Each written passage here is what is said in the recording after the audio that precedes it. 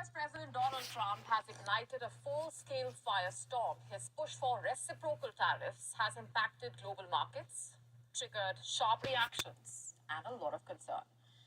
But perhaps most importantly, it has resulted in a rather angry response from China. Beijing seems furious. In fact, its messaging is absolutely clear. It is ready for any kind of war with the United States. So are things really headed in that direction? Just look at what the Chinese embassy in Washington said in a post on the platform X. I'm quoting here. If war is what the US wants, be it a tariff war, a trade war, or any other type of war, we are ready to fight till the end, quote unquote. But what exactly? All right, Shalom. I'm going to give all praises, honor, and glory to Yahweh by Hashem Yahushua, by Hashem Rakah, Kodash, double honors to apostles of GMS, and a sincere Shalom to the brothers out here pushing this truth and sincerity. Now, this is basically going into the part with any war with the U.S. Because I mean that I'm going to do a separate video on what transpired. Basically going to the tariffs that the U.S. is making through all these countries to basically increase, and it's pissed off a lot of countries, mainly Mexico, Canada, and China. And China, I think, getting hit. I think one of the highest. So, with this outrage that these countries are going basically facing, they said this if this is the war they want, we can give it. And so the fact that they got to keep multiply telling this place that if you want to make this war, we can get it. That implies that these countries was never on good terms, and of course, rightfully so. You done bombed places, you done took over areas, and they have the nerve to try to make peace with them after you done destroyed and took what they have. So a lot of these countries are pretty much fed up with this place. And further into the video, she mentions, I think, India and some other areas. But like the main ones I said was basically those three, China, Mexico, and Canada. And they're throwing a fit, right? So the war is inevitable. I already confirmed it's been World War III.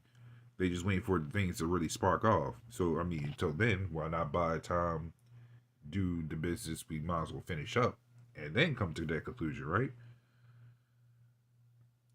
All empires fall slow.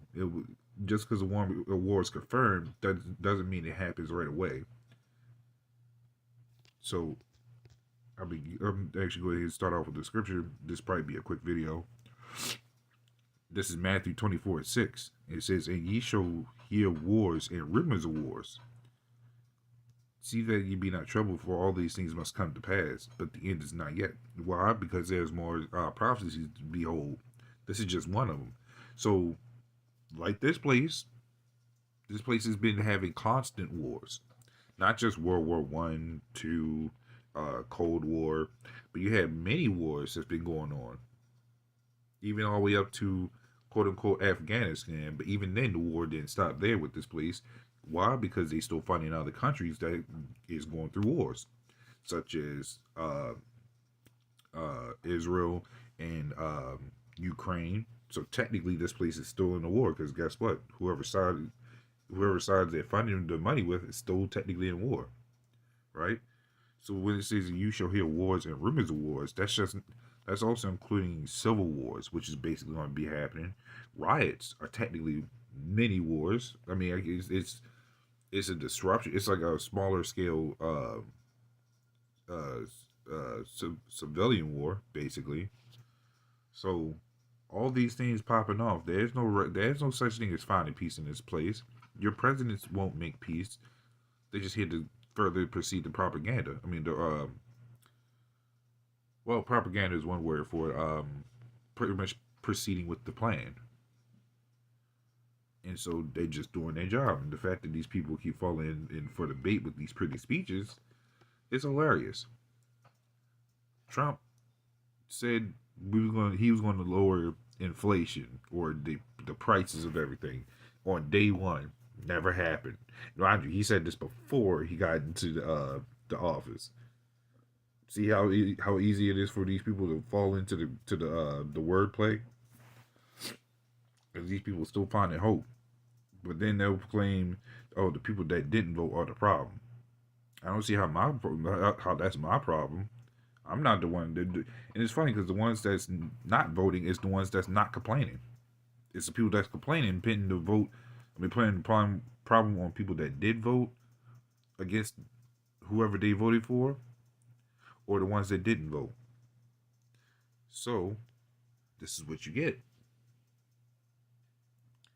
This is all that you get, because the ones that's not voting has no faith in this place, because they know wherever it goes is going to go.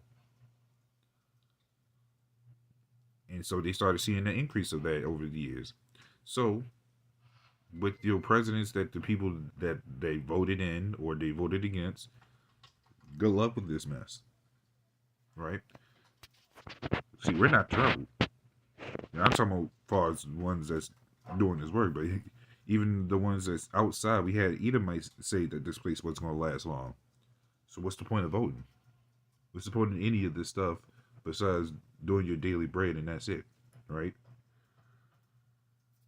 All prophecies are meant to be fulfilled. I guarantee you, a majority of those people they ain't voting are the ones that's waking up, and because by the Lord's will that we're waking up the hopeful elect out of this madness, right? Moving on, this is Habakkuk 2 and 5. It says, yea, also, because he transgressed by wine, he is a proud man, neither keepeth at home, who enlargeth his desire as hell, and it is as death, and cannot be satisfied, but gathereth unto him all nations, and heapeth unto him all people.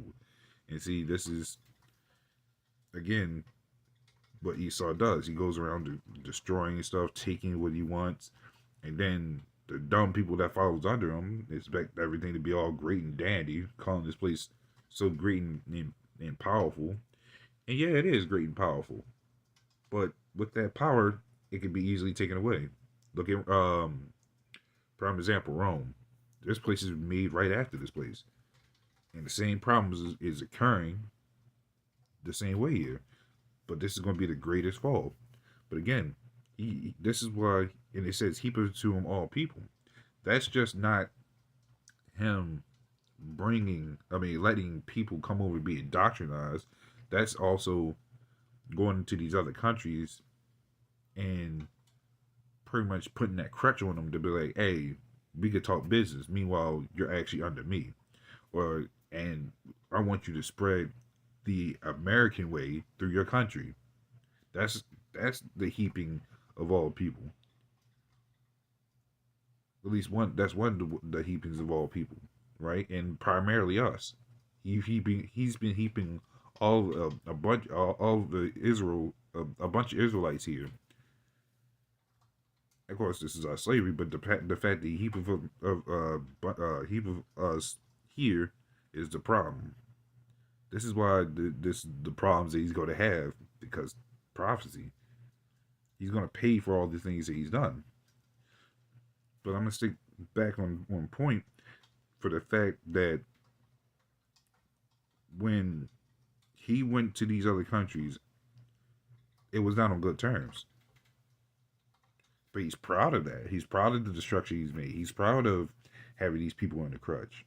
And then the fact that he doesn't, I won't say he doesn't realize it's going to backfire, because that's the whole point of him building up what he does to fight against to fight against the Lord. But he thinks he's going to get another chance at making another America, and it's not going to happen.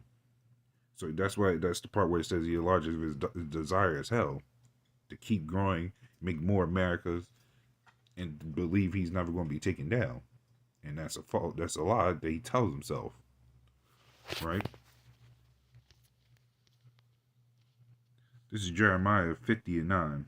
It says, for lo, I will raise and cause to come up against Babylon an assembly of great nations from the north country, and they shall set themselves in array against her.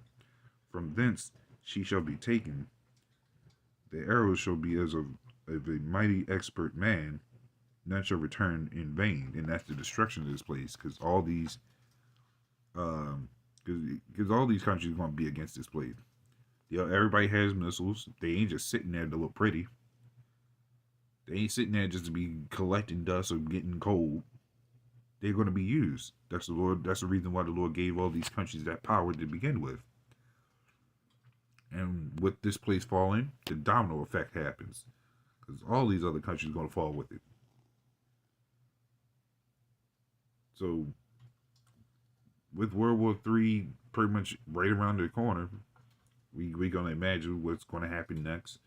And that also comes in with the, what is it?